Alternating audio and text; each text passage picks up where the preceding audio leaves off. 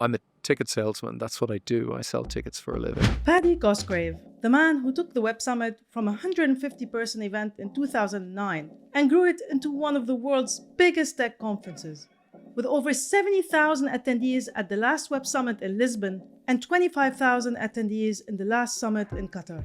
I was just naive, and that naivety gave us the freedom to do things and to a point reimagine what a technology conference might have been. Was there something that you didn't like about the events industry back then that you wanted to change? I would go to conferences and there would be a lot of product announcements or product launches on stage, and I thought that was incredibly boring. Our job is actually to try and find the future and give that to our audience. I really think you want to get, especially tech entrepreneurs, you want to get them on stage before PR teams have sanitized them to within an inch of their life, where they're just not going to say anything interesting anymore. Exactly. How many people in this room would agree with Alex that America must win the AI war? If you read a lot of American tech press, you would believe that the future of AI is American. Two? The bubble has kind of burst and there's a realization that tech is... You're a father, and someone said it on a panel yesterday I was listening to, and they said, if you're building a product that you don't want your kids to use, then better not build it. They're selling a highly addictive drug. They suck you in and they get you staring at a screen and they sell you back advertising. And they've got the most powerful sort of supercomputers in the history of the world pointed at a small developing brain. What kind of message do you have to people who are listening to this about speaking your mind? I don't know. I think, I'm Lulu Khazen. Let's dive in.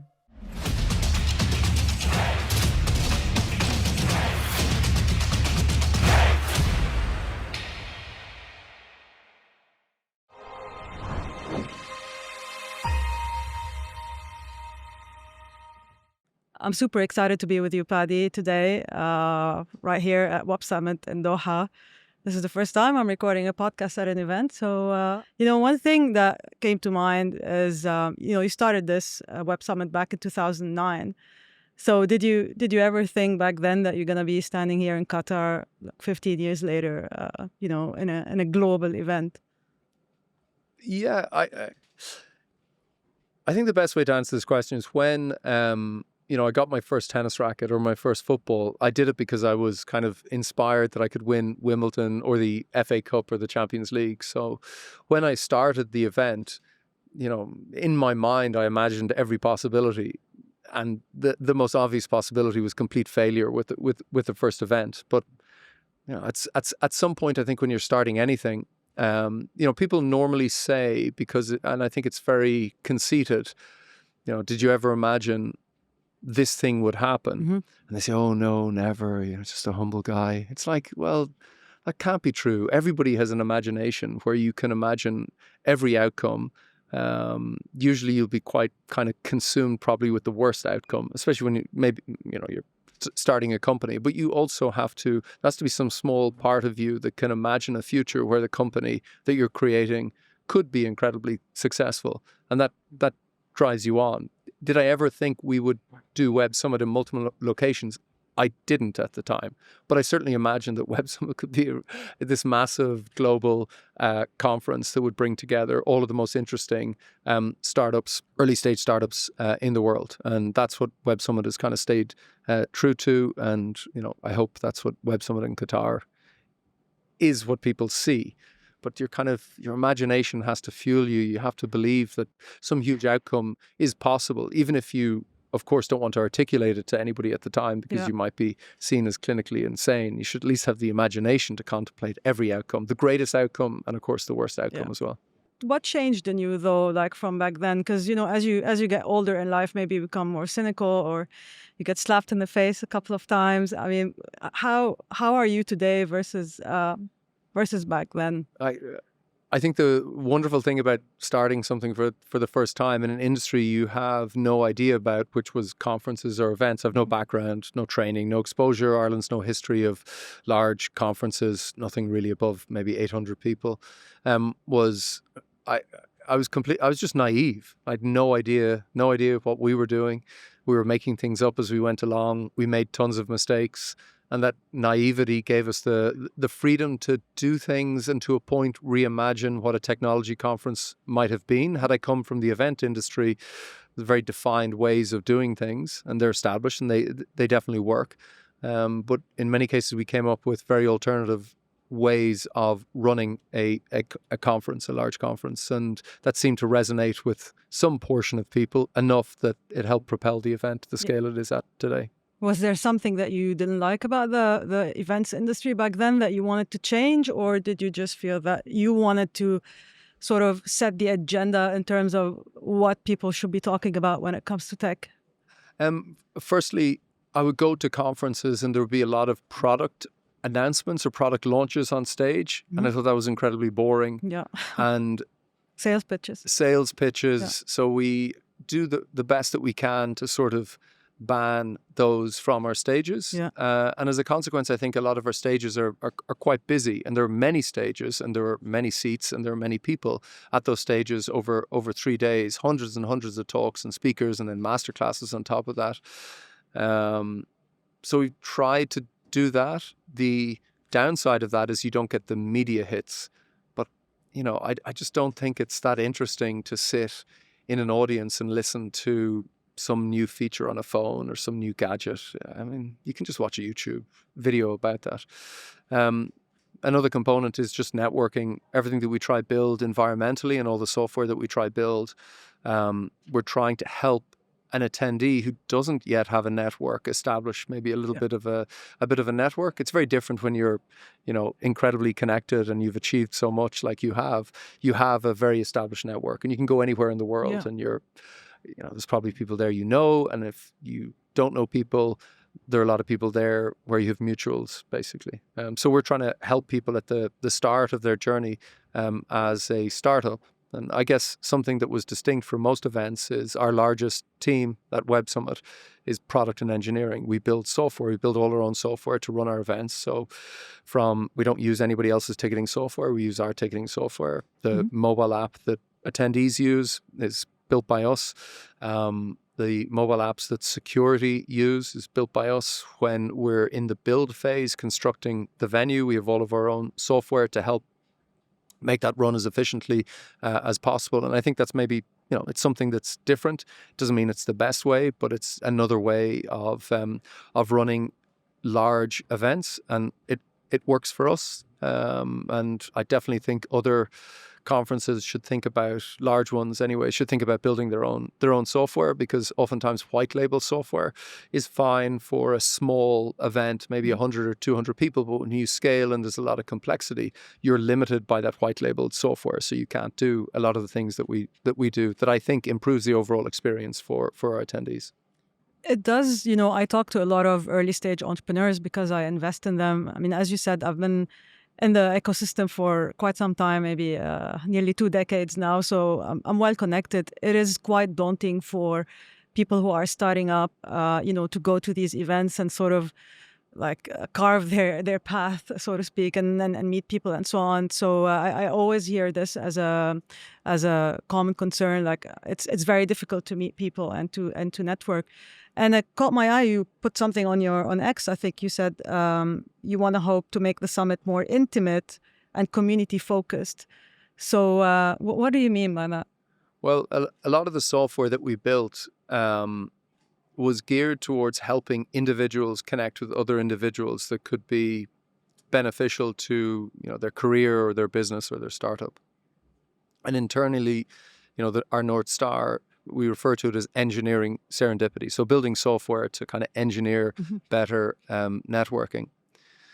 But one of the things that we weren't doing was creating, I think, enabling groups of people to meet, that have very long tail interests. And I'd watched at Web Summit over a number of years as incredibly niche meetups started to scale organically, not on our platform. And, this could be something as niche as an RPy meetup. So RPy is a statistical kind of programming language. It's a fork of Python. And some of the key contributors to that, say, open source project come to Web Summit. And they were doing a meetup. It was the only time in the year they get to meet with each other, but they had incredible affinity because of this very long niche interest that they shared. So over the course of last year, we started building software to help leverage our platform to enable meetups to take place across all sorts of, unforeseen, perhaps, niches or interests. And during Web Summit in Lisbon, I think it's a great example where an attendee wanted to organize a meetup in robotics, but not for just robotics in manufacturing, and not just robotics in manufacturing, but robotics using computer vision in manufacturing. It's a niche of a niche of a niche. And almost 200 people showed up, and he didn't realize amongst 70,000 people, it turned out that there were 0.001% were all very involved in this kind of niche of a niche of a niche. And the benefit they all got from spending time with each other was, absolutely immense. So you're kind of 2 minutes to one person, bringing somebody else into the conversation. These are meetups. And so we organize a huge number of meetups by day and by night. They're, along all sorts of different kind of interests. And they've really been one of the most transformative benefits of the events in quite a number of years. So you see those as part of the Web Summit, or these would be a separate platform or something that runs? No, they happen inside of Web Summit, and they happen during Night Summit as well.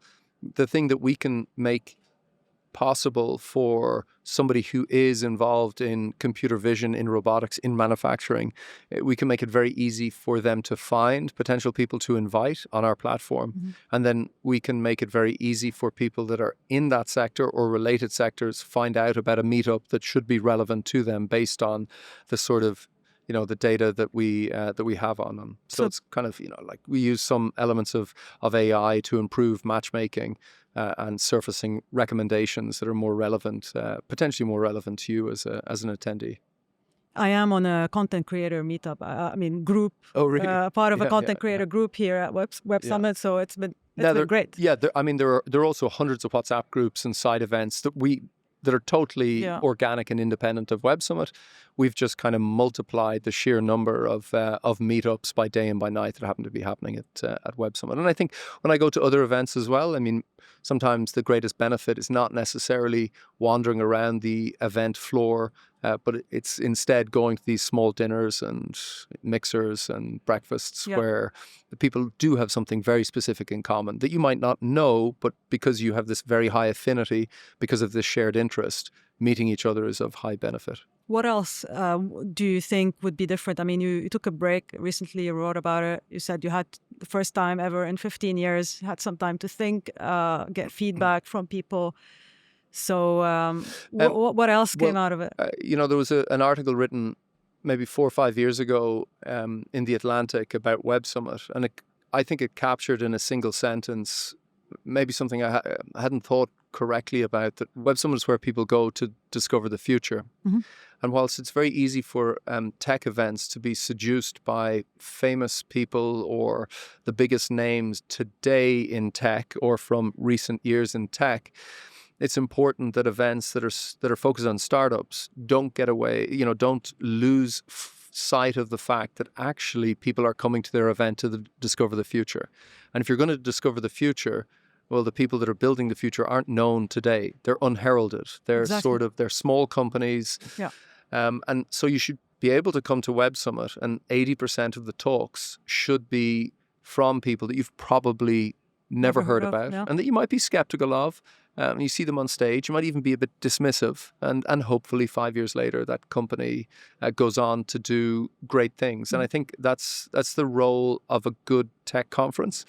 But it becomes very easy and kind of seductive over time as an organizer to put famous faces on stage. But those famous faces, they've already done something. That's why they are famous. And we already know, what they've done, why they've done it, what technology. For example, if it's technology that they've built, in many ways, the sort of inflection point, the hockey stick moment, is long past. And there's not it's interesting to see somebody of that magnitude on stage, don't get me wrong. But I think we at times, and I think other conferences as well, do become seduced by tech famous. And our job is actually to try and find the future and give that to our audience, because that's really why most of them are here as well. I think it's also just, organizers not doing their homework really, and just selecting the same faces that are usually on the speaking circuit and just bringing them and and you just hear basically the same rhetoric again and again. So Yeah, I really think you want to get, especially tech entrepreneurs, you want to get them on stage before PR teams have sanitized them to within an inch Yeah. of their life, where Yeah. they're just not going to say anything interesting Exactly. anymore. They're not going to give away the game. They're not going to slag off the competition. They're Yeah. not going to criticize venture capitalists. And it all becomes, they'll tell a good story. Yeah. But when you kind of dig into the story, there's not really any meat in the story. It's just all been... And it's been heard many times over. Yeah, over. exactly. Yeah. Yeah, Paddy, you're a father, and you have this great responsibility of setting the agenda for Web Summit. So, I guess pretty much whatever we're listening to, it's something that you meticulously think about and plan with your team, like all the speakers and the subjects and so on. And how do you see that, like in the age of AI and sort of like these technological changes that are happening, from someone who is at the forefront of what's going on? You see everything that's happening, but also maybe from a personal standpoint, as a father, how do you reconcile that? Well, I mean, in terms of the direction of technology, I think the hardest thing, for media, for event organizers, is not to become overwhelmed or blinded by sophisticated PR that will tend to portray certain parts of the world or certain industries as in the ascendancy. So I thought, I'm saying this because something I think quite incredible happened on the opening night. On the opening night, Alexander Wang, the founder and CEO of Scale AI, was on stage being interviewed by an Axios journalist, Felix, and they were talking about the AI race. And if you read a lot of American tech press, you would believe that the future of AI is American. There were about 2,000 people in the audience, and Felix decided to ask who in the audience thought that America would win the AI race. And a grand total of 2 out of 2,000 people put their hand up. And I think that's very refreshing that outside of Silicon Valley and outside of the United States, the bubble has kind of burst, and there's a realization that tech is developing in other parts of the world, in particular in China. And I'm just saying this, that the hardest thing as a kind of an organizer is to try and stay on top of changes in kind of the technology landscape. And I think a lot of events become overly seduced by Silicon Valley, which is very good at hype, has been incredible at innovation, but I think is fading compared to other parts of the world, most notably China. So we sort of do our best to try and bridge these worlds. Okay. And as a dad, I just don't let my kids use devices. Someone said it on a panel yesterday I was listening to, and they said, if you're building a product that you don't want your kids to use, then better not build it. Yeah, I think. Well, yeah, I know. It's just people. A lot of these social media platforms, they're selling a highly addictive drug, which is, your attention. They suck you in and they get you staring at a screen and they sell you back advertising, and it's so lucrative that you'll always get some subset of people that are happy to work on those applications. And as regards our kids, I just think, you've got the most powerful sort of supercomputers in the history of the world pointed at a small developing brain, and a child is powerless in the face of the highly sophisticated algorithms that will get them hooked in an instant. And from my perspective, it might be wrong. Just as a parent, I wouldn't even say limit. There's just no screen time allowed. Now, my kids are only, the eldest is 8, so they're still quite young, and I'm sure we'll have many battles in the future about when they can get a phone, etc. Yeah. I have an 8-year-old too, and we're starting to tackle this this question already. But I think they've become quite smart at it. They tell you all their friends have it, so they leave you no choice. Do you think kids should kids be involved in technology, like in such events? I mean, obviously this is not an event for kids, but like at what age do you think kids should be involved in the scene? And yeah, I mean, it's a great question. I bring my 8-year-old to the events when his kind of school allows it. I think it's just maybe good for him to see that maybe what I do, and to see a little part of the world. In terms of our event, we do what we can to involve in particular university students pursuing computer science and other related fields where they have a high likelihood of maybe starting a software startup or perhaps going to work for one. I think it's challenging. In Lisbon, we do bring some high school students to the event, but they only sit for a number of hours to see certain speakers in the main auditorium, and they're not on the floor. I think it's it's maybe eye opening. But more. I hope they're not all coming to see Will Smith. No, it's for technology led talks, and you're trying to, in particular, we're focused on kids from disadvantaged backgrounds who perhaps, when exposed to a speaker that might have shared a similar background to them, they may think twice about their lives and the trajectory or direction they might like to go in their lives. It's all totally imperfect. It would be wonderful if we could have thousands or tens of thousands of kids at an event, but unfortunately it just, we've got limited space. We're already at capacity at almost all of our events around the world, so we don't have room to accommodate. I think it would be interesting to have them as kind of almost co-creators. A lot of these products are, they're the ultimate customers of these products, so I think they should have more of a say maybe in the direction of these products and how they're built. So I think just maybe to wrap up, what's the most exciting thing about Web Summit for you, about being in the sort of the mega events industry? Oh, for me, it's a complete privilege to get to meet so many talented and curious and creative people. I think when you're just stuck in a little niche building online survey software, or you can sell it to the world, is incredibly exciting, but most of your time is not spent meeting extraordinary entrepreneurs. My life is filled with just meeting amazing scientists, engineers, academics, just very thoughtful people. And I'm a ticket salesman. That's what I do. I sell tickets for a living. It's pretty kind of unglamorous, but the other side of it, it's just such a privilege to just get to sit with all these kind of amazing people and just learn a little bit about the world, and oftentimes learn a little bit about the world before the rest of the world learns about it, is kind of for me, is a privilege of a lifetime. It makes it very difficult to ever imagine me not doing this.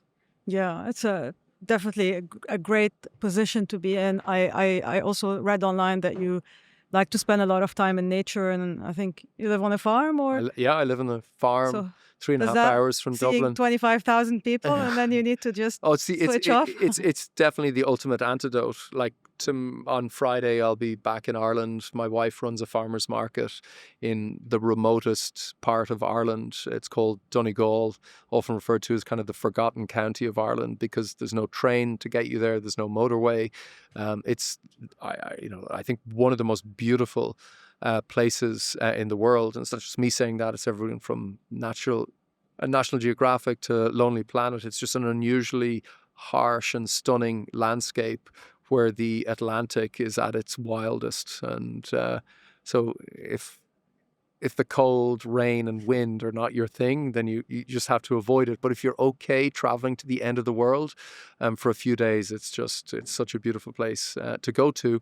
And the remoteness, I have to say, I love. I'll go to the farmer's market on Friday. I'll go for a walk on a beach, and it's the ultimate antidote to the madness of a giant tech conference. And what are your thoughts on this region? I mean, this is your second, right, Web Summit here in Qatar? Yeah, I think we're very fortunate. I was very fortunate to meet Sheikh Jassim, who is the force behind getting us to come to this part of the world, and to pick Qatar over a number of other countries in the region who were pitching us to do Web Summit there.